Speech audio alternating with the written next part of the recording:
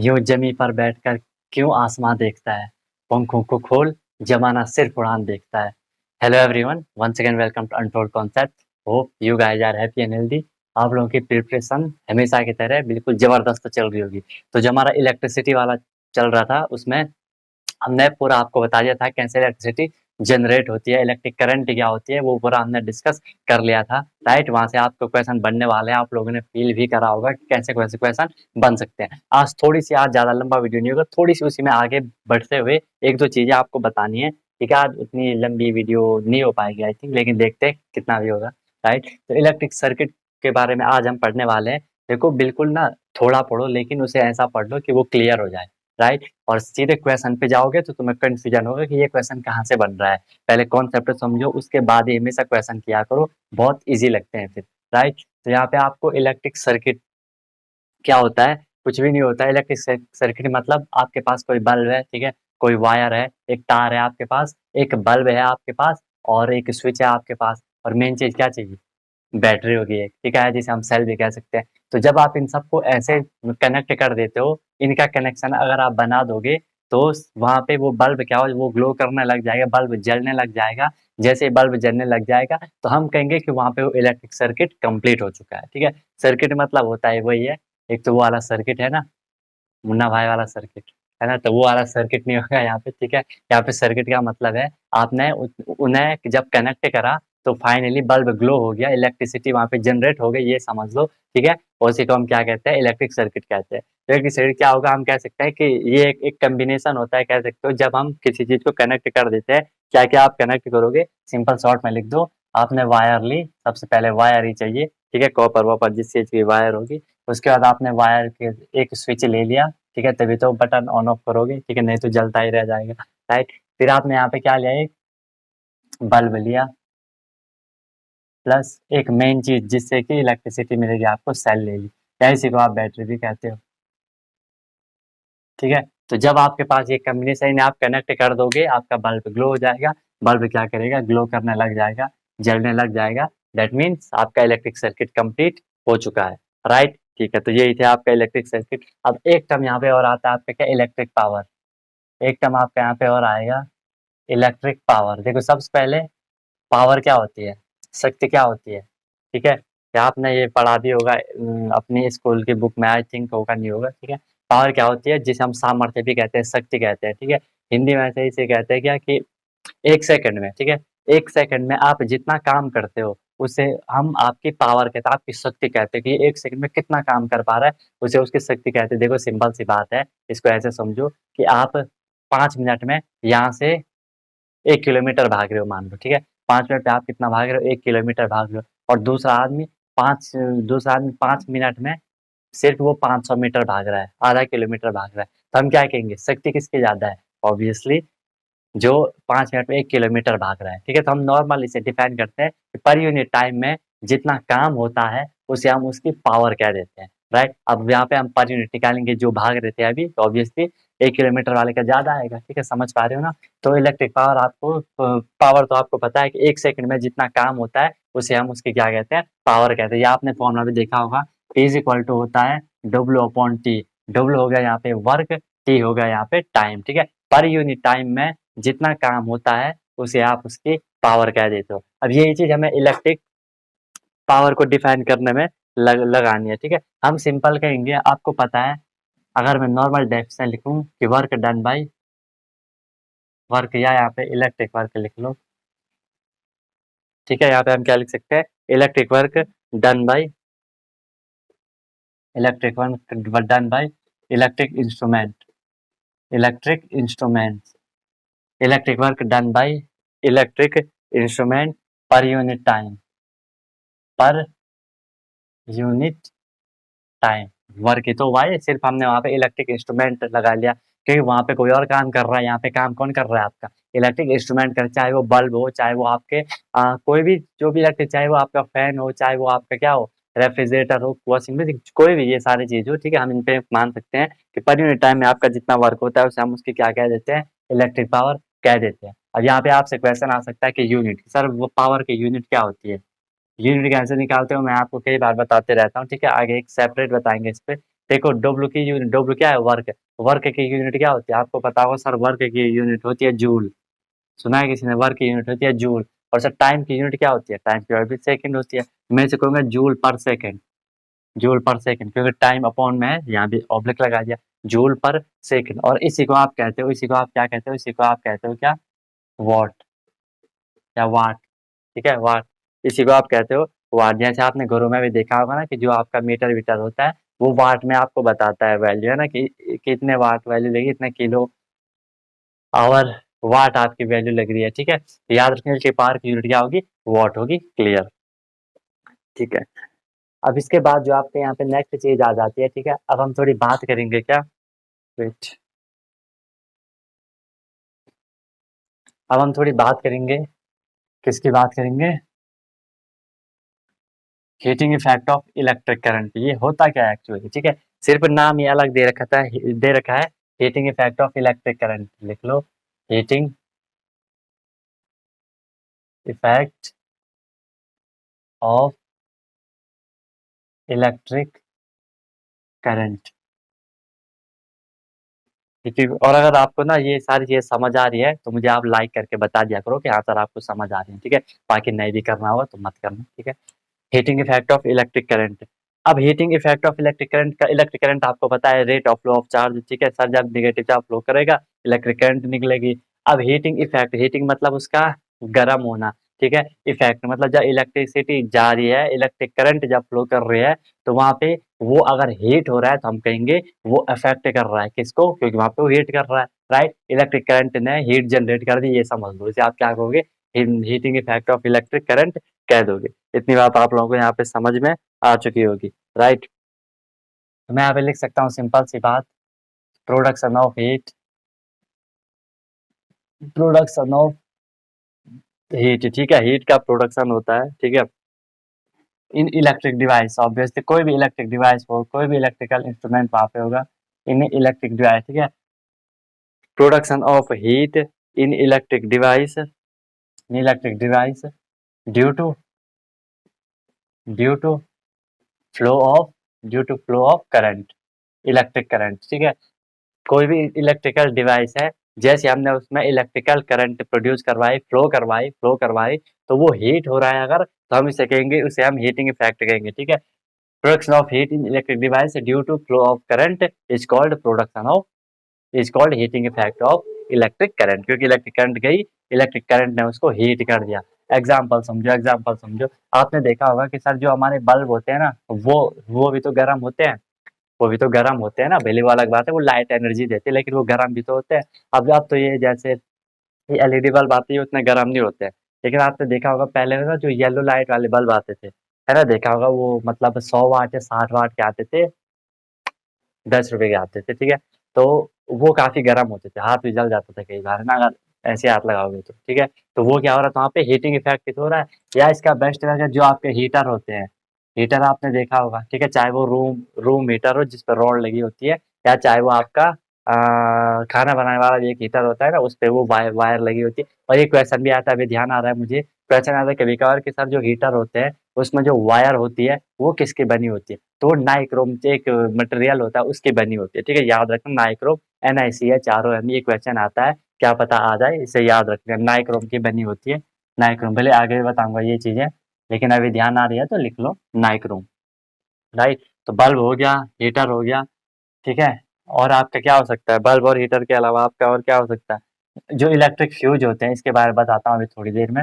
Electric fuse क्या होते हैं, बहुत इंपॉर्टेंट चीज है, ठीक है। इलेक्ट्रिक फ्यूज जैसे आपने घरों में देखा होगा ना, जो ये MCB कहते हैं ना इनको, जो इलेक्ट्रिक मतलब अपने आप ऑटो कट होते हैं, बंद हो जाते हैं, ज्यादा लोड पड़ जाएगा, तो वो भी इसी पे काम करते हैं, electric heating effect of electric current, क्योंकि वहाँ पे इलेक्ट्रिक करंट जा रही है, वो ज्यादा ही गर्म हो जाएगा, सीधे बंद हो जाता है वो। ठीक है, ओके, तो ये याद रखना, बल्ब हो गया, हीटर हो गया, इलेक्ट्रिक फ्यूज हो गई, ये तमाम एग्जांपल जो आपके हैं ये किसके हैं, इनमें हीटिंग इफेक्ट ही होता है। ठीक है, इनमें आपके क्या होता है, हीटिंग इफेक्ट। अब थोड़ी बल्ब के बारे में बात कर लेते हैं, क्योंकि यहाँ पे बात आई तो थोड़ी बल्ब के बारे में बात कर लेते हैं। ठीक है, बल्ब को बनाया किसने था सबसे पहले, आपको पता होगा, जो थॉमस एल्वा एडिसन जी थे, उन्होंने बल्ब को बनाया था। उन्होंने एक चीज, उन्होंने मतलब कई बार बोला जाता है, कई बार उन्होंने प्रयास किए थे, ट्राई करा था, कम से कम 1000 बार के उन्होंने ट्राई करा, जब लोगों ने बोला कि आप ये नहीं कर पाओगे, क्यों आप फालतू में लगाओ, आपने 1000 तरीके से भी नहीं कर पाए, तो एडिसन जी ने बोला कि मैंने ऐसे 1000 तरीके निकाले जिनसे कि बल्ब नहीं बन सकता, ठीक है,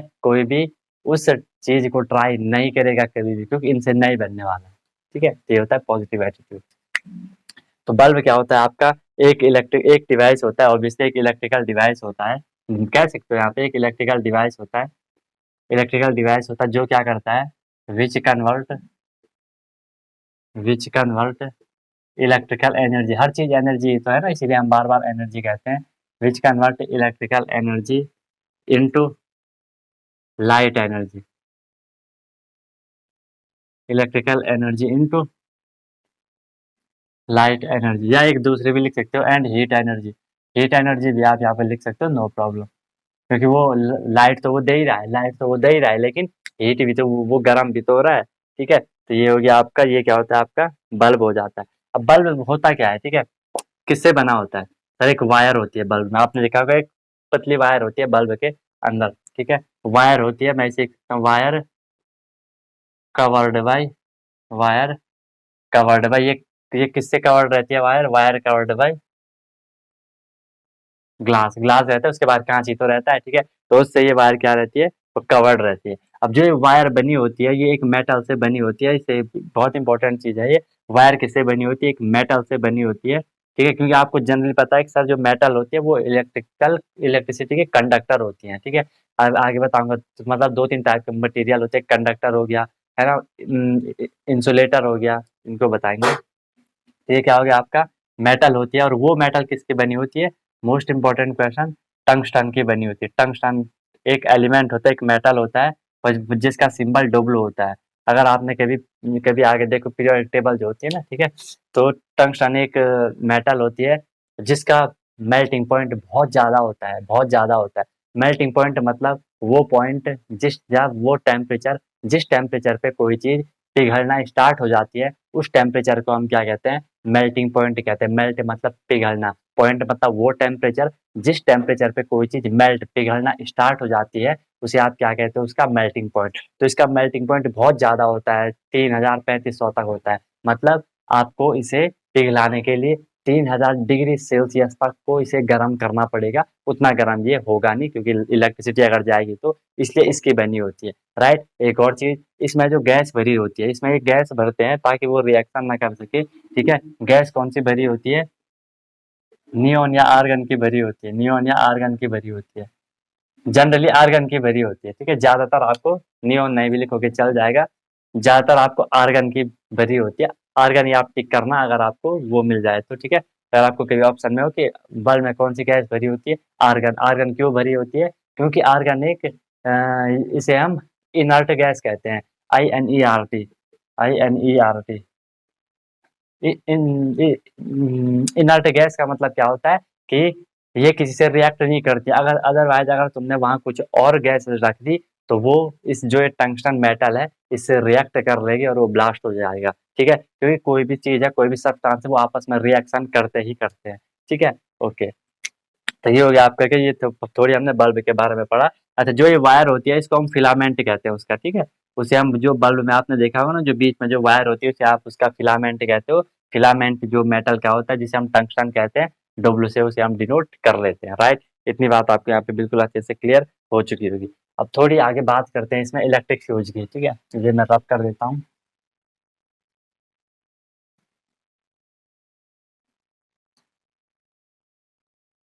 ओके, अब थोड़ी बात करेंगे किसकी, इलेक्ट्रिक फ्यूज। तो फ्यूज लगे होते हैं ना आपके घरों में, इलेक्ट्रिक फ्यूज।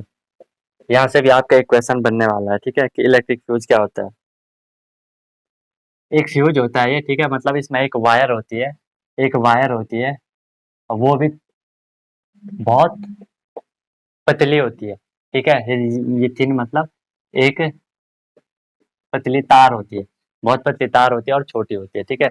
एक पतली तार होती है और छोटी होती है, जो कि क्या होती है, कॉपर प्लेटेड, कॉपर प्लेटेड या कोटेड लिख सकते हो। उस तार पे हम कॉपर की प्लेटिंग करते हैं, उस पे बाहर से कोई भी तार होगा ना, उस पे बाहर से हम जो कॉपर एक मेटल होती है, आगे पढ़ोगे, कॉपर एक मेटल होती है जो कि इलेक्ट्रिसिटी की अच्छी कंडक्टर होती है, उसके वहां पे हम लेयरिंग कर देते हैं, ठीक है, ताकि इलेक्ट्रिसिटी वहाँ पे कंडक्ट हो सके। तो जो इलेक्ट्रिक फ्यूज होता है ये भी किस पे काम करता है, work on heating effect of electric current, जो अभी पढ़ा था, ठीक है, heating effect of electric current, वहाँ पे आप इलेक्ट्रिक फ्यूज का एग्जांपल भी लिख सकते हो, नो प्रॉब्लम। तो इलेक्ट्रिक फ्यूज होता क्या है, इसमें मैंने बोला एक पतली वायर होती है, ठीक है, एक मैंने बोला एक थिन वायर आप लिख सकते हो, एक थिन वायर होती है, ठीक है, जो कि क्या होती है, जिसका अभी बता रहा हूँ लो मेल्टिंग पॉइंट होता है। अभी मैंने हाई मेल्टिंग पॉइंट बोला था ना, लो मेल्टिंग पॉइंट मतलब अगर थोड़ी सी भी टेम्परेचर इसको मिल गया ये पिघलना स्टार्ट हो जाएगा, ठीक है, लो मेल्टिंग पॉइंट होता है। और हाई रेजिस्टेंस, अब रेजिस्टेंस मतलब क्या होता है, रेजिस्टेंस रेजिस्टेंस मतलब ये समझ लो उसके सहने की क्षमता, वो वो इलेक्ट्रिसिटी को कितना सहन कर सकता है, उसे हम उसके रेजिस्टेंस कहते हैं, ठीक है। अब इस रेजिस्टेंस को समझने के लिए आपको एक बहुत ही डीप कॉन्सेप्ट जाना पड़ता है, जो कि मैं नहीं जाऊंगा, बहुत हाई लेवल हो जाएगा, शायद आप उसे 9 या 10th में स्टार्ट होगा, शायद अगर किसी ने सुना हो तो कमेंट करके बताना, जिसे हम ओम्स लॉ कहते हैं। ओम्स लॉ शायद आप लोगों ने सुना होगा, OHM, ओम्स लॉ, ओम का नियम जिसे कहते हैं, ठीक है। तो जो रेजिस्टेंस या इलेक्ट्रिक करंट पे बहुत इंपॉर्टेंट लॉ ये हो जाता है, ठीक है, जो कि अभी आपको यहाँ पे हाई लेवल हो जाएगा, काफी डीप इसमें होती हैं चीजें, ठीक है। तो रेजिस्टेंस मतलब समझ लो उसके सहने की क्षमता। अब देखो जो इलेक्ट्रिक फ्यूज होता है, जो इलेक्ट्रिक फ्यूज होता है, उसमें हमने बोला एक पतली वायर लगा रखी रहती है, ऐसी वायर जिसका मेल्टिंग पॉइंट काफी कम होता है और हाई रेजिस्टेंस होता है। ऐसा क्यों होता है, देखो जब भी सर्किट है वहाँ पे, ऑब्वियसली पूरे आपके घर में सर्किट फिट हो रखा है, सर्किट में जब भी इलेक्ट्रिक करंट फ्लो करती है, इलेक्ट्रिक करंट जैसे ही फ्लो करा, कभी कभी क्या होता है कि उसमें हाई वोल्टेज की इलेक्ट्रिक करंट आ जाती है, कभी कभार कुछ हो जाता होगा तो हाई वोल्टेज की इलेक्ट्रिक करंट आ जाती है। अब अगर वो हाई वोल्टेज की इलेक्ट्रिक करंट पूरे घर में फ्लो कर रही है, तो ऑब्वियसली जो डिवाइस होंगे वो ब्रेक डाउन, वो मतलब खराब हो, डैमेज हो सकते हैं ना, क्योंकि उतनी उनकी रेसिस्टेंस तो होगी नहीं, वो उतनी इलेक्ट्रिसिटी को तो सह नहीं पाएंगे। कभी कभी आपने देखा होगा शायद कभी कभी बल्ब भी ब्लास्ट हो जाते हैं, क्यों, क्योंकि उनकी रेसिस्टिविटी उतनी है, यानी हाई वोल्टेज की अगर वहाँ पे आ जाए तो, क्लियर। तो इसकी रेजिस्टेंस हाई होगी और लो मेल्टिंग पॉइंट। अब देखो हाई वोल्टेज की आ रही है, ठीक है, अब वहाँ पे ये तार जो होता है ये बहुत पतला तार होता है और ये इजीली गर्म हो जाता है, क्योंकि अभी बोला हीटिंग इफेक्ट चल रहा है, वो गर्म होगा, ये होगा जब इलेक्ट्रिक करंट फ्लो कर रही है, तो जैसे वो गर्म हुआ, अब उसका लो मेल्टिंग पॉइंट है, ठीक है, लो मेल्टिंग पॉइंट है। हाई अगर हाई वोल्टेज की आ रही है लेकिन हाई रेजिस्टेंस है उसके, अगर हाई वोल्टेज की करंट आ रही है तो ये हल्का पिघलने लग जाता है और थोड़ी सी वहाँ पे अलग हो जाता है, कनेक्शन को हटा देता है। मान लो अगर ये कोई तार है, ये पहले यहाँ पे मिल रखे थे, तो जैसे ज़्यादा ही वोल्टेज की आ गई तो यहाँ पे थोड़ी हट जाएगा, ठीक है, और ये अब इलेक्ट्रिसिटी तो जनरेट होगी नहीं, यहाँ से आ रही होगी तो यहाँ पे तो बीच में कनेक्शन है नहीं, ठीक है, और रेजिस्टेंस है ये अपने आप में रोक कर रखेगा उसको, ठीक है, रोक कर रखेगा, उससे आगे नहीं फ्लो करने देगा। आपने देखा होगा कि जो ऑटो कट होते हैं ना, वो बंद हो जाते हैं, अपने आप ऊपर नीचे होते रहते हैं, ठीक है। तो ये था आपका क्या, इलेक्ट्रिक फ्यूज का पूरा फंडा। याद रखना है इसमें हाई रेसिस्टेंस होती है, इसकी रेजिस्टेंस होती है, सहने की क्षमता। कभी कभी क्वेश्चन आता है कि जो इलेक्ट्रिक फ्यूज होते हैं वो थिन वायर के होते हैं कि थिक वायर के होते हैं, ये याद रखना, थिन वायर के होते हैं, क्योंकि वहां पे उसकी रेसिस्टेंस हाई होती है। चलो एक चीज समझ लो, एक तार है मेरे पे, वो इतना, एक तार है ये, ठीक है, उसका एरिया इतना मतलब वो इतना बड़ा है, एक तार है वो इतना, ये इतना पतला है, ये इतना मोटा है, ये इतना पतला है। अब मुझे बताओ, यहाँ पे जो इलेक्ट्रॉन होंगे, आपको मैंने बता रखा था इलेक्ट्रॉन फ्लो करते हैं, इलेक्ट्रॉन फ्लो यहाँ इजीली कर सकते हैं ना, क्योंकि यहाँ इतना स्पेस है, यहाँ इजीली वो इलेक्ट्रॉन फ्लो कर सकते हैं। अब यहाँ देखो, यहाँ इलेक्ट्रॉन इजीली फ्लो कर सकते हैं, यहाँ इनको फ्लो करने के लिए सिर्फ इतनी जगह है, सिर्फ इतनी जगह है, और यहाँ इनको फ्लो करने के लिए इतनी जगह है।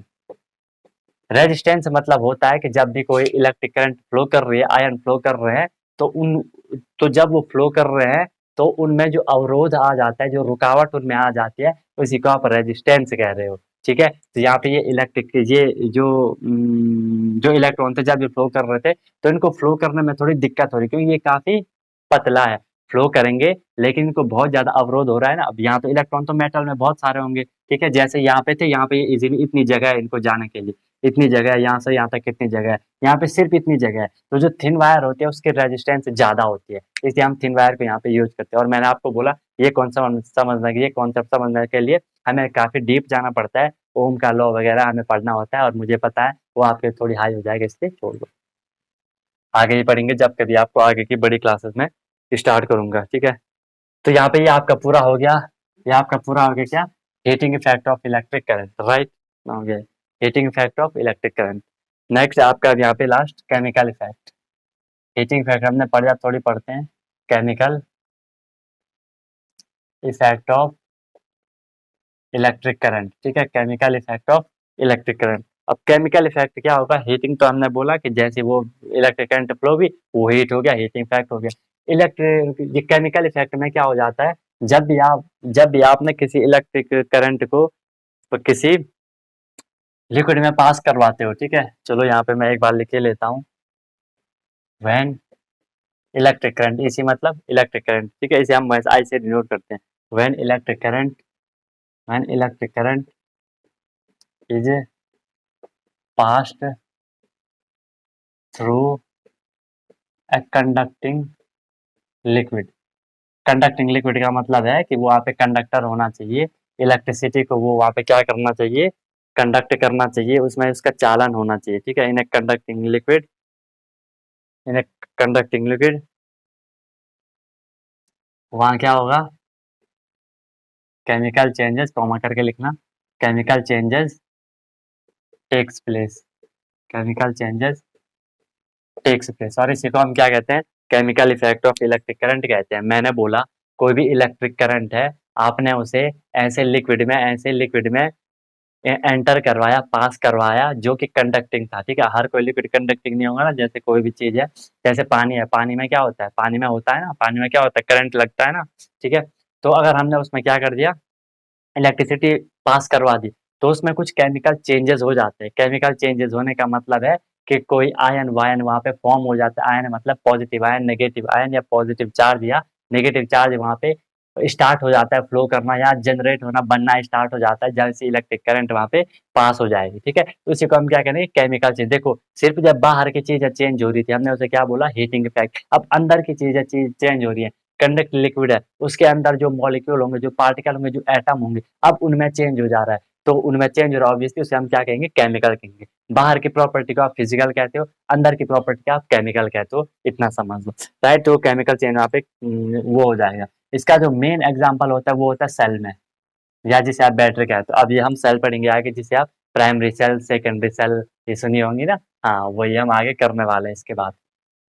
तो इसका बेस्ट एग्जाम्पल होता है आपका क्या, सेल, ठीक है। अब यहाँ पे एक दो टर्म हम पढ़ लेते हैं इसी से रिलेटेड, जो एक कंडक्टिंग लिक्विड है, इसी से रिलेटेड एक दो टर्म होते हैं, जिसे आप कहते हैं, एक होता है आपके यहाँ पे इलेक्ट्रोलाइट। इलेक्ट्रोलाइट, इलेक्ट्रोलाइट होता है क्या, इलेक्ट्रोलाइट देखो एक लिक्विड होता है, ठीक है, आप शॉर्ट में लिख लो, एक लिक्विड होता है विच, ठीक है, आपके पास कोई भी एक लिक्विड होगा विच कंडक्ट इलेक्ट्रिसिटी। इलेक्ट्रोलाइट क्या होगा, एक लिक्विड होता है जो कि इलेक्ट्रिसिटी को कंडक्ट करता है, ठीक है। याद रखना, क्वेश्चन आता है, ये कंडक्ट करता है। जैसे ना अगर मैं आपसे कहूँ एक सॉल्यूशन होता है या एक कंपाउंड होता है CuSO4 का, ठीक है, कॉपर सल्फेट हम इसे कहते हैं। जब मैं इसे वाटर में सॉल्यूशन बनाता हूँ उसका, तो वहाँ पे वो इलेक्ट्रिसिटी को कंडक्ट करने लग जाते हैं, तो हम क्या कहेंगे, CuSO4, ठीक है। जब हम इसका सोल्यूशन बनाते हैं वाटर में, तो वो इलेक्ट्रोलाइट का काम करता है। इलेक्ट्रोलाइट क्या है, हमने बोला लिक्विड विच कंडक्ट इलेक्ट्रिसिटी। कॉपर सल्फेट एक कंपाउंड है, मैंने जब इसे वाटर में डिजोल्व करवाया, तो उसमें इलेक्ट्रिसिटी जनरेट हो सकती है। आप उसे एक सर्किट बनाओगे, बैटरी वगैरह उसमें ऐड कर दोगे, वहाँ पे वो इलेक्ट्रिसिटी को कंडक्ट कर सकता है, क्योंकि ये क्या है, एक इलेक्ट्रोलाइट है जो कि कंडक्ट करेगा, राइट। अब एक चीज आती है यहाँ पे, electrolysis. Electrolysis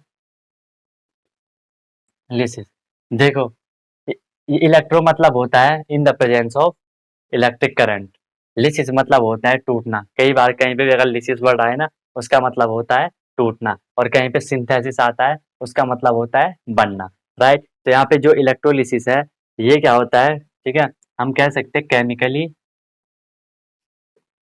decomposition, chemically decomposition, या ब्रेक डाउन आप लिख सकते हो, ब्रेक डाउन, नो प्रॉब्लम। आपको समझाने के लिए, chemically break down of electrolyte, chemically break down of electrolyte by passing, अच्छा ये आपको दिख नहीं रहा होगा, बाई पासिंग करंट, लेकिन समझ जाना, थोड़ी कॉम्प्रोमाइज कर लो, इंक डालना, फिर भूल गया। राइट। तो chemically decomposition of electrolyte by passing electric current. Electric current आपने जैसे ही इलेक्ट्रोलाइट था ना, इसमें आपने इलेक्ट्रिक करंट पास करवाए तो ये यहाँ पे टूट जाता है। जैसे अगर मैं इसे जब आप आगे पढ़ोगे, अभी तो नहीं बता सकता, ये Cu2 positive plus SO4 2 negative में बन जाते। देखो ये टूट गया ना, जैसे हमने आपने CuSO4 कॉपर सल्फेट को वाटर में घोल रखा है, ठीक है, आप उसमें अगर इलेक्ट्रिसिटी पास करवाओगे वो ऐसे टूट जाता है। अब यहाँ पे इस पे 2 पॉजिटिव क्यों आया होगा? मैंने आपको बोला पॉजिटिव आयन कब बनते हैं, पॉजिटिव चार्ज कब डेवलप होता है, जब इलेक्ट्रॉन लॉस होते हैं, loss of electron positive charge. तो इसने इलेक्ट्रॉन दिए होंगे, किसको दिए होंगे? इसको दिए होंगे। क्यों? क्योंकि इस पे नेगेटिव चार्ज जब वो इलेक्ट्रॉन को गेन करेगा, इसने इलेक्ट्रॉन को गेन करा तो इस पे नेगेटिव चार्ज आ गया है। अब चार्ज आया होगा तो उन्होंने फ्लो करा होगा, इलेक्ट्रॉन यहाँ से गए यहाँ, फ्लो कर रहे हैं ना, फ्लो कर रहे हैं ना, तो इस पे इलेक्ट्रिसिटी जनरेट हो गई होगी। आई बात समझ में? ठीक है। तो ये पूरा सेटअप वेटअप हम एक सेल में करते हैं, उसमें इलेक्ट्रोड वगैरह वो भी सारी चीजें आपको बताई जाएंगी। ठीक है। तो जो अभी हम ये केमिकल इफेक्ट पढ़ रहे हैं ना, इसका मेन जो एग्जाम्पल है वो तो मैंने आपको बताया था, सेल एक मेन एग्जाम्पल है, आगे सेल के बारे में पढ़ेंगे। उसी में इलेक्ट्रोलाइट वगैरह का यूज होगा, उसी में हम इलेक्ट्रोलाइट सोल्यूशन वगैरह को यूज करने वाले हैं। और एक टर्म आता है यहाँ पे इलेक्ट्रोप्लेटिंग। ठीक है, इलेक्ट्रोप्लेटिंग आगे मेटल वाले चैप्टर में मैं आपको इसकी बात करूंगा। ठीक है, वहां पे हम एक बात करेंगे किसकी, कोरोजन की हम वहाँ पे बात करेंगे। आपने देखा होगा कोई भी मेटल वेस्ट हो जाए, जैसे लोहे पे जंग लगता है, वो कोरोजन है, वही आगे बात करेंगे यहाँ पे। तो इलेक्ट्रोप्लेटिक, इस कोरोजन को बचाने के लिए हम इलेक्ट्रोप्लेटिक में भी इसका यूज करते हैं। ठीक है, यूज करते हैं। तो इलेक्ट्रोप्लेटिक में क्या होता है, with the help of electric current, with the help of electric current, ठीक है, इलेक्ट्रिक करंट की हेल्प से, with the help of electric current, electric current, layering of metal, एक मेटल की हम लेयरिंग कर देते हैं, मेटल ऑन अदर मेटल लिख लेना है यहाँ पे। ठीक है, with the help of electric current layering of metal on metal, किसी मेटल पे हम मेटल की लेयरिंग कर देते हैं। जैसे गैल्वेनाइजेशन एक वर्ड आएगा आगे, जिसमें हम जिंक की कोटिंग करते हैं, जिंक की प्लेटिंग कर देते हैं। राइट, या आपने देखा है लोहे को बचाने के लिए ना, मतलब लोहे को जंग से बचाने के लिए आप उसमें पेंट वेंट कर देते हो। ठीक है, तो भले वहां पे हम नॉर्मली पेंट करते हैं, लेकिन ये आगे गैल्वेनाइजेशन प्रोसेस में इसका यूज होता है, ये भी पढ़ेंगे हम आगे। तो यहाँ पे आपके एक पूरा हो गया केमिकल इफेक्ट, हीटिंग इफेक्ट। आगे इसके बाद हम डिस्कस करेंगे बेहतरीन कॉन्सेप्ट किसका, सेल का, कि सेल कैसे बनता है क्या वगैरह, वो सारा हम डिस्कस कर लेंगे। इस चीज को रिवाइज कर लेना, कोई भी डाउट होगा तो पूछ लेना। राइट, और हमेशा रिवाइज करते रहो, हमेशा पढ़ाई ऐसे मत करो, पढ़ाई ऐसे होनी चाहिए। ठीक है, आपने ये पढ़ा फिर एक दो दिन बाद उसे फिर से जाके पढ़ो। ठीक है, फिर से जाके पढ़ो, ऐसा नहीं ये पढ़ लिया आगे बढ़ते जा रहे हो और यहाँ से साफ होता जा रहा है। ठीक है, ऐसे नहीं कर रहे हैं। राइट, तो मिलते हैं फिर नेक्स्ट वीडियो में नए कॉन्सेप्ट के साथ। सीखते रहिए अनटोल्ड कॉन्सेप्ट के साथ। Wish you all the very best, be happy.